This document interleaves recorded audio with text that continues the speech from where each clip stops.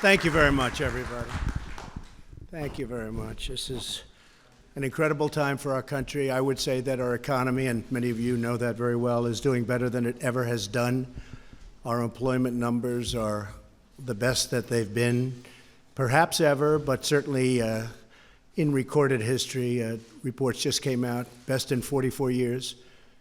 Black unemployment is the lowest level in history. Hispanic unemployment, lowest level in history. Women unemployment, lowest level in 21 years. It started at 19, went up to 20, now it's up to 21. Very soon it's going to be in history. We're doing numbers like we've never seen, and we have some of the great industry leaders here today who I'm going to be introducing in a little while, quickly, and they're going to do so much with NASA and so many of the great things we're doing, but they understand full well what's happening. We've never seen a period of time like this. The whole world is looking up to the United States, and the United States is respected again. There was a period of time we were not so respected, not so long ago. The United States is respected again. If I might, I just wanted to make a brief statement on immigration and what's happening. And I'll say it very honestly, and I'll say it very straight. Immigration is the fault and all of the problems that we're having, because we cannot get them to sign legislation. We cannot get them even to the negotiating table. And I say it's very strongly the Democrats' fault. They're they're really obstructionist, and they are obstructing. The United States will not be a migrant camp, and it will not be a refugee holding facility. Won't be. You look at what's happening in Europe, you look at what's happening in other places. We can't allow that to happen to the United States, not on my watch. For the rest of the world, you look at everything that's taking place. Pick up your newspapers this morning, and you see. We want safety and we want security for our country. If the Democrats would sit down instead of obstructing, we could have something done very quickly. Good for the children, good for the country, good for the world. It could take place quickly. We could have an immigration bill. We could have child separation. We're stuck with these horrible laws. They're horrible laws. What's happening is so sad, and it can be taken care of quickly, beautifully, and we'll have safety. This could really be something very special. It could be something maybe even for the world to watch, just like they're watching our great economy, how it's soaring. They could watch this. We have the worst immigration laws in the entire world. Nobody has such sad, such bad, and actually in many cases, such horrible and tough. You see about child separation. You see what's going on there. But just remember, a country without borders is not a country at all. We need borders. We need security. We need safety. We have to take care of our people. You take a look at the death and destruction that's been caused by people coming into this country without going through a process. We want a merit-based immigration system so that Boeing and Lockheed and all of the people, Grumman, all of the people that are here today, the heads of every company, so that you can hire people on a merit base. You know they're coming in. They're people that came on merit, not based on a lottery or not people that snuck across the border. And they could be murderers and thieves and so much else. So we want a safe country, and it starts with the borders, and that's the way it is. Now I'd like to, thank you. Thank you. And again, we can do this very quickly if the Democrats come to the table. Everybody wants to do it. We want to do it more than they do. If they come to the table, instead of playing politics, we can do it very, very quickly. So welcome to the third meeting of the National Space Council.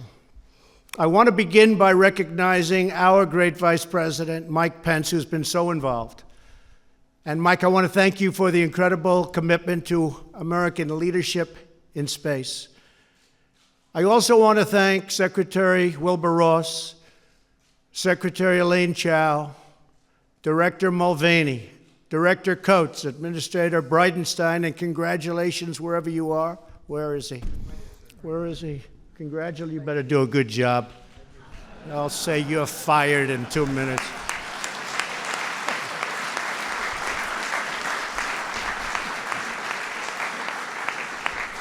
You have a lot of support, and you've loved this right from the beginning. Yes, sir. He was in Congress. He did an awfully good job, but this was his love, right? Yes, sir. So good luck. Secretary Wilson, General Dunford, Undersecretary Thompson, Deputy Secretary Shanahan, and Acting Deputy Secretary Grady for being here today.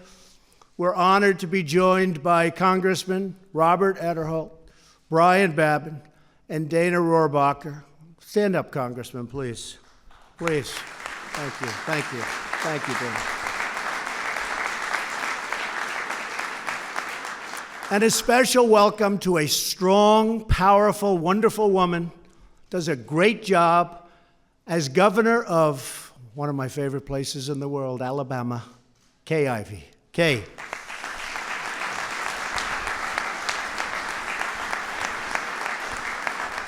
Am I doing okay in Alabama? I better do okay in Alabama. We love Alabama. I also want to recognize 3 true American heroes. The first woman to command a space shuttle, the great Eileen Collins. Stand up, Eileen. Great job. Great job. It's a lot of time in space. Along with legendary Apollo astronauts Jack Schmitt and Buzz Aldrin. Buzz has been a friend of mine for a long time. Jack, thank you very much. Thank you. Great. And I also have a list of some of the CEOs and chairmen and presidents of these incredible companies. Wes Bush, CEO of Northrop Grumman. Where's Wes? Wes, thank you. Thank you very much. Thank you, Wes. Gwen Shortwell. Gwen, stand up, Gwen. She'll end up running for office soon, see? Bob Smith, CEO of Blue Origin, who's very active. Thank you, Bob. I hear you're doing a great job. President and CEO, United Launch Alliance. That's a combination of Boeing and Lockheed on the Space Launch System, SLS. I don't like when Boeing and Lockheed get together because the pricing only goes up, but that's okay in this case. I don't know. I don't love that stuff. We're going to have to talk about that. You're joining those 2 companies. Oh boy, look at Dennis. Dennis is so happy. I don't like that stuff, Mike. Marilyn Hewson, who has done a fantastic job at Lockheed Martin. Marilyn? Marilyn? You have done. What do you think of that merger for the space launch? What do you think? Look at them, they're sitting together. Oh, Boeing. Oh, it's no wonder we don't get the pricing we want, huh? Dennis Muhlenberg, a friend of mine, a great guy, the head of Boeing, and boy, have you done a good job on all fronts, commercial, military, both of you. What a job you've both done. Thank you. Stay apart. Stay apart. Don't get together. Stay apart. And, just a great group of other executives are here from the top companies, and it's patriots like you that are the reason why America was first in flight, first to the moon, and why America will always be first in space. Before I got here, it wasn't looking so good.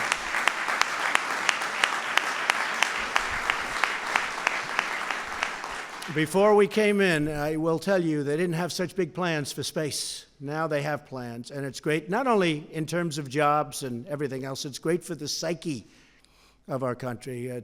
This morning it came out that small business is the most optimistic it's ever been in the history of our country. That's pretty good. Now, I don't know if they go back to 1776. I don't know if they go back to, areas of a little bit earlier, slightly, like by 100 years or 200 years. But I will tell you, I have never seen optimism like we have right now. So it's a very exciting time. I want to also say that when it comes to space, too often, for too many years, our dreams of exploration and discovery were really squandered by politics and bureaucracy, and we knocked that out. So important for our psyche, what you're doing. It's going to be important monetarily and militarily, but so important for right up here, the psyche. We don't want China and Russia and other countries leading us. We've always led. We've gone way far afield for decades now, having to do with our subject today. We're going to be the leader by far. We're behind you 1,000%. America's vital interest in space lost out to special interests in Washington, except, of course, for the senators and congressmen here. They would never do it, right, Dana? But all of that is changing. We know that. My administration is reclaiming America's heritage as the world's greatest spacefaring nation. The essence of the American character is to explore new horizons and to tame new frontiers. But our destiny beyond the Earth is not only a matter of national identity, but a matter of national security. So important for our military, so important, and people don't talk about it. When it comes to defending America, it is not enough to merely have an American presence in space. We must have American dominance in space. So important. Very importantly, I'm hereby directing the Department of Defense and Pentagon to immediately begin the process necessary to establish a Space Force as the sixth branch of the armed forces. That's a big statement. We are going to have the Air Force and we are going to have the Space Force, separate but equal. It is going to be something so important. General Dunford, if you would carry that assignment out, I would be very greatly honored also. Where's General Dunford? General? Got it? Let's go get it, General.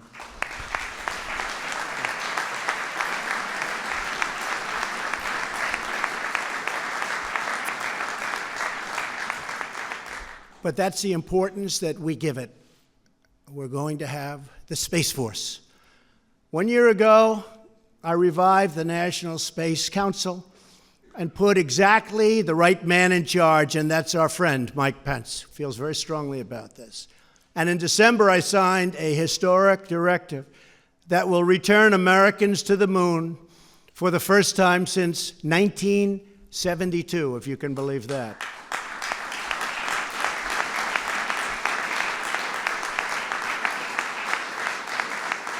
Always remembering it's about that, but it's also about jobs and the economy. This is a great thing we're doing. This time we will do more than plant our flag and leave our footprints. We will establish a long-term presence, expand our economy, and build the foundation for an eventual mission to Mars, which is actually going to happen very quickly. And, you know, I've always said that rich guys seem to like rockets.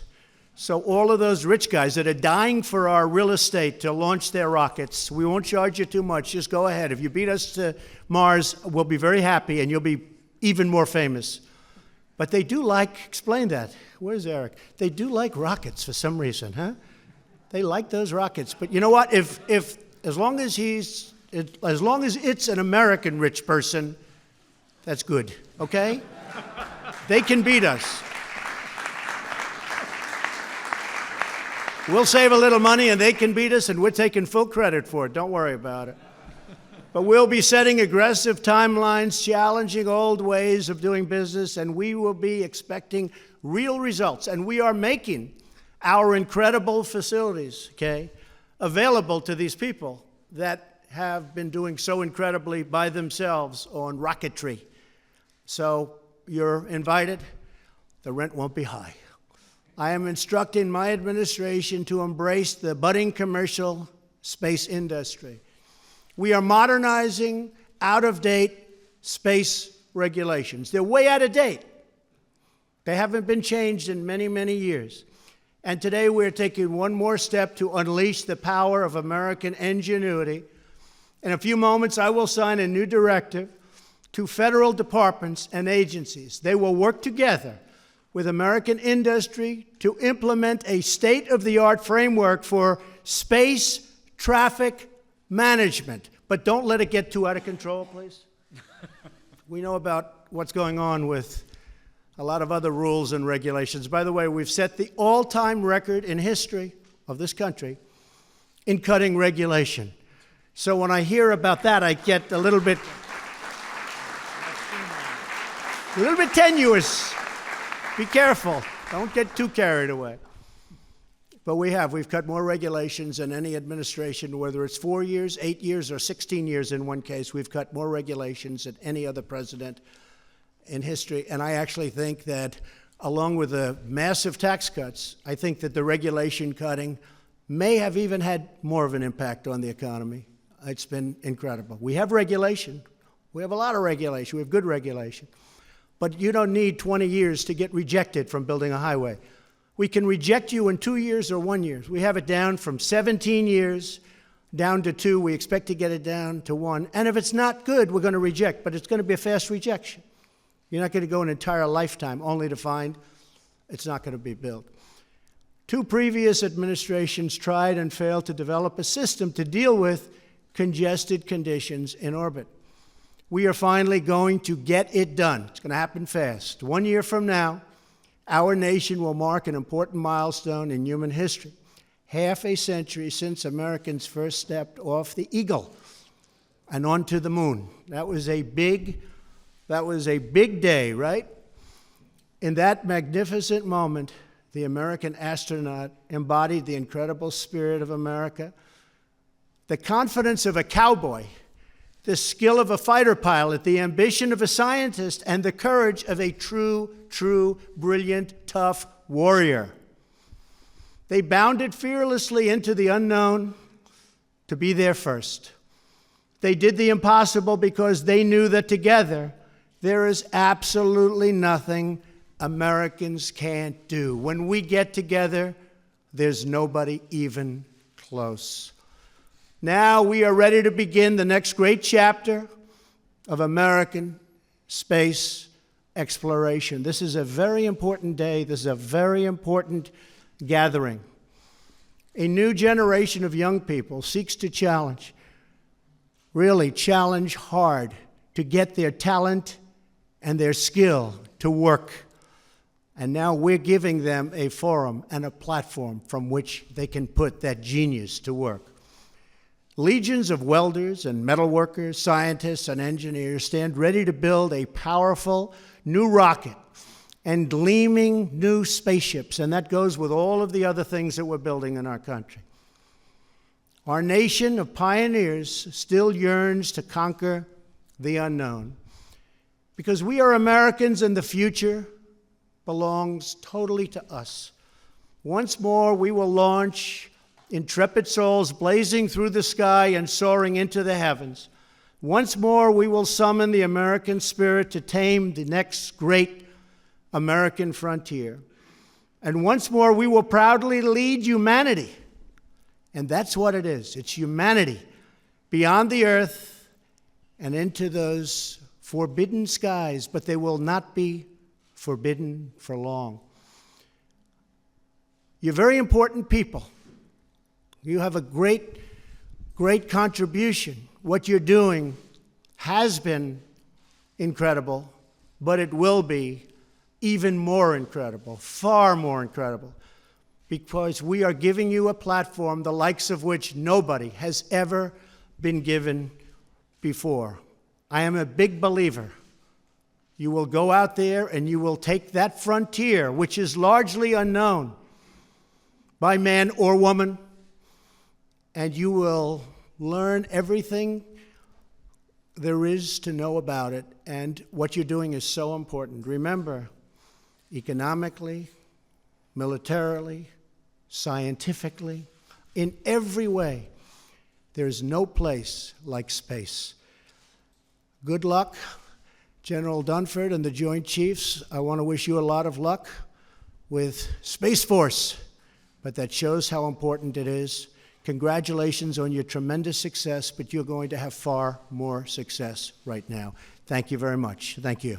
Thank you. Thank you, Mike.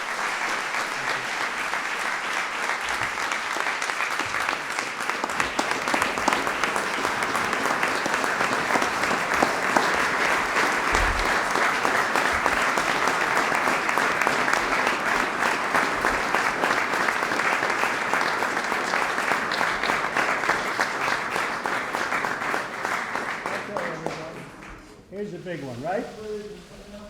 Would anybody like me not to sign this? Is there anybody in this room? They would be in big trouble, I think.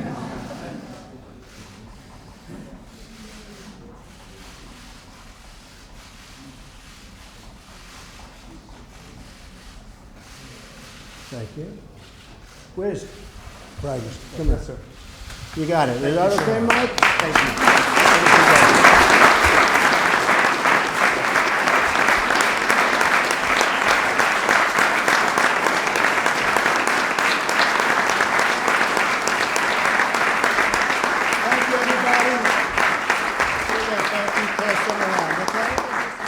Thank you very much, everybody. Congratulations. Great day.